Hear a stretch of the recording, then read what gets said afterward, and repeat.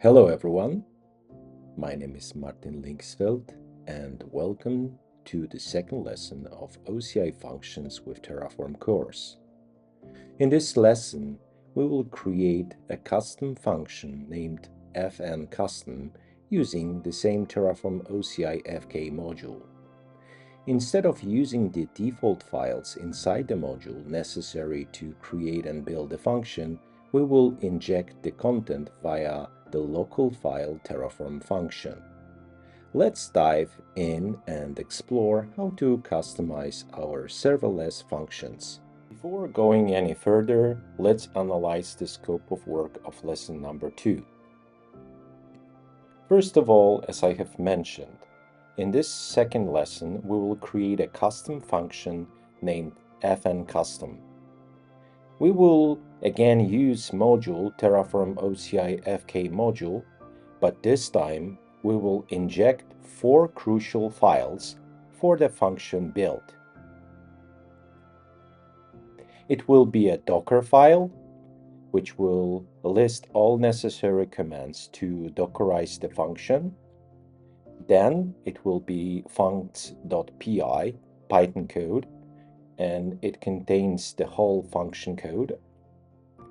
Then func.yaml file, which is essentially a manifest file for our fncustom function, and requirements.txt file, which lists all necessary libraries for pip3 utility. Additionally, we will inject a custom message that the function will respond with when invoked at the end of the Terraform deployment. Let's now move to topology diagram. Now we are reviewing the topology diagram. It is very similar, nearly identical to the previous first lesson. We are still in one OCI region. We have one VCN and one public subnet, and within that public subnet we'll have fk custom function, which will be exposed to the public internet. That's it. Let's move to OCI console and our code editor. Now I am again in a code editor in a OCI console. This is again the clone of my repository. Now I'm focusing my attention over lesson number 2, custom function. So this is a subdirectory where we will be operating. First of all, let me just copy from lesson number 1, terraform tfvars file, just to have all necessary elements for authorization. And let me now run terraform init just to prepare our environment. Okay, and now we can focus on the files and directories which has been introduced by this lesson. First of all, as you can see, we have local files underscore new .tf file, and in this file we will declare 4 data sources, and we will use local file element of the Terraform to obtain the access to 4 files which are part of this lesson, right? As you can see here, we have a reference to the functions subdirectory. So this is exactly where we need to go, functions, and then fncustom, and 4 files are enlisted here and will be used by our local file reference to access those files by the new function. How we will make it? It's very simple. For each and every file in an updated functions .tf file, we will have a reference as it is visible here. What does it mean? So content of the Docker file will be injected directly into our module, right? And then the same will happen for func.py file, and func.yaml file, and finally for requirements.txt, right? So those 4 files will be injected into our module. So just to clarify, the Dockerfile is very simplistic. We are using Oracle Linux 8 Slim as a base image.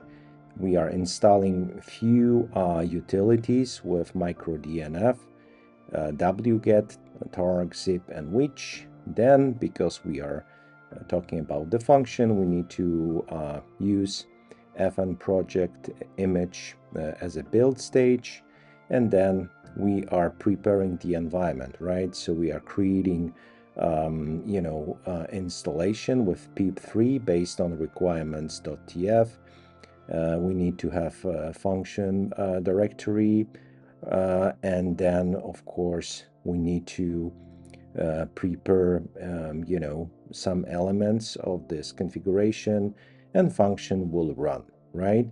Then we have this manifest file with fncustom name for the function, and we have, of course, very simplistic func.py Python script. So what is important comparing to the previous let's say function in lesson number 1, we are using os-get-env function to access fncustom message in an operating system environment, and we are using that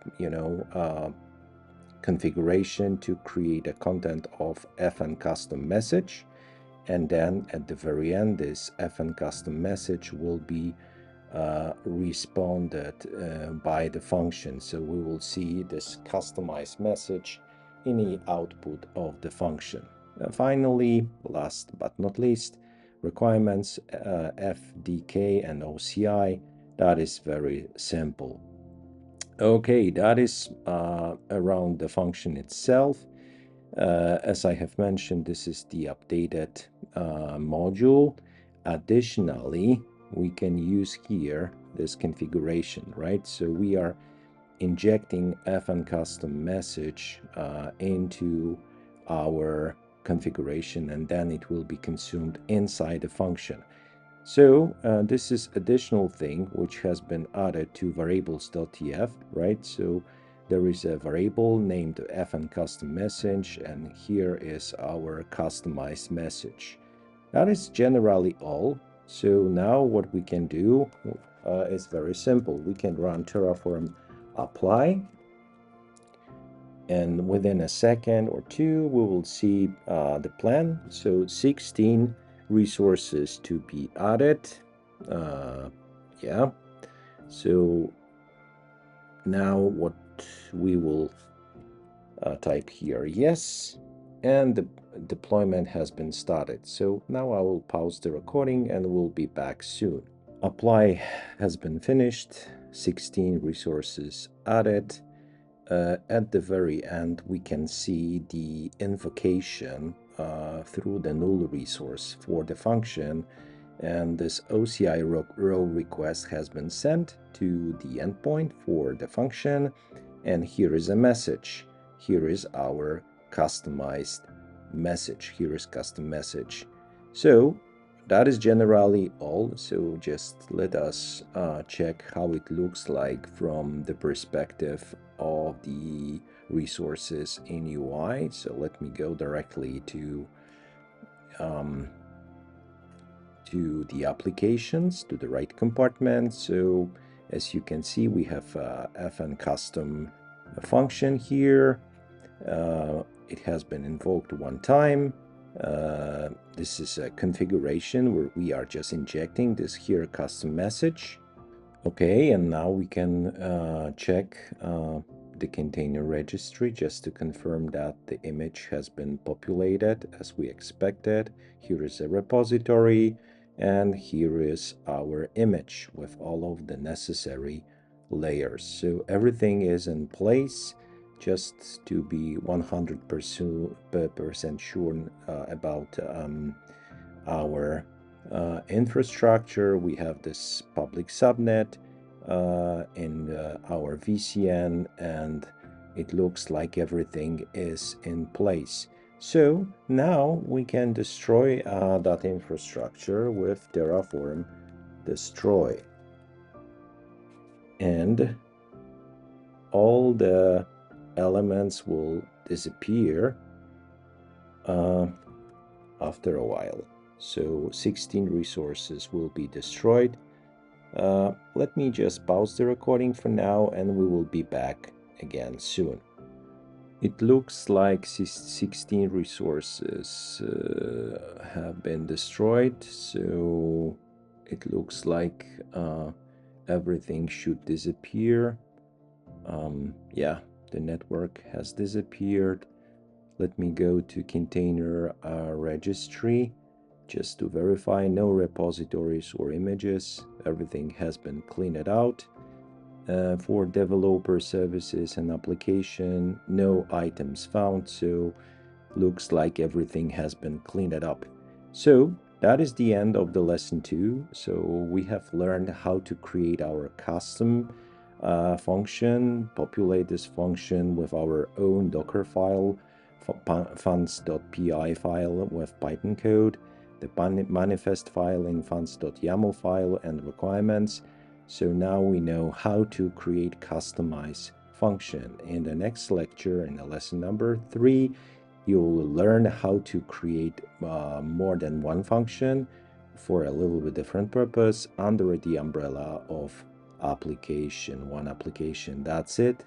Hope it was interesting. I hope we will see each other on the next lecture. That's it. Thank you. Bye for now.